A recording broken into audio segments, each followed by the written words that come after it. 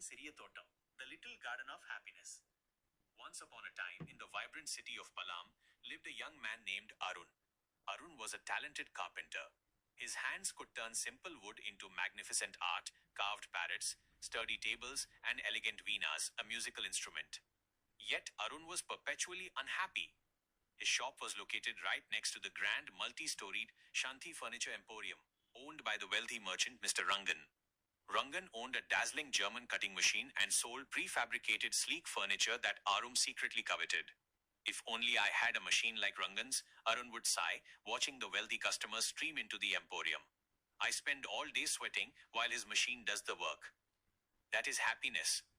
Getting what you want. He always focused on what he didn't have: the machine, the large shop, the endless stream of rich clients. His humble, sun-dappled workshop felt small and insignificant in comparison. One sweltering afternoon, while Arun was painstakingly polishing a rosewood bajot, a small stool, a frail elderly woman named Kamla Patti entered his shop.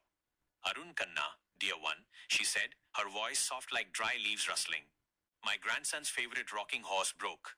The big shops refused to mend it, saying it was too old. Can you help?"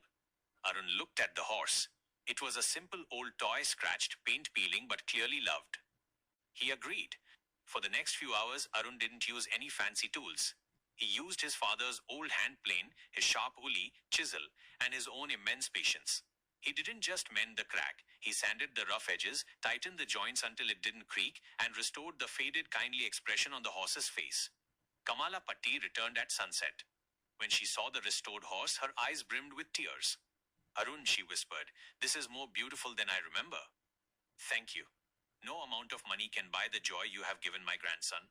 She paid him a small amount and left, her steps lighter. Arun sat back on his simple wooden floor. He looked at the few shavings around him, the tools he used every day, and the empty space where the rocking horse had stood. Suddenly, he heard a commotion next door. Mr. Rangan was shouting at his foreman. "The new cutting machine has broken down again. Call the technicians. I've lost 2 days' work.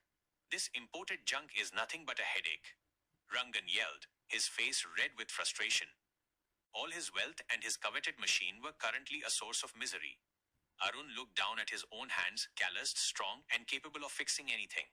He looked at the simple bajot he had polished. It was perfect, solid, and created with joy. He realized the truth of the quiet satisfaction he felt moments ago. Rangan had the big machine, what he wanted, but it gave him stress. Arun had his simple hands and old tools, what he possessed, and using them brought an old woman and a small child pure delight. The happiness wasn't in the getting of the German machine, it was in the enjoying of his own skillful hands, the smooth finish of the polished wood, and the genuine heartfelt thanks of Kamla Patti. Arun finally stopped looking across the fence. He picked up his sandpaper, whistled a tune, and started working on his next order, a simple bookshelf.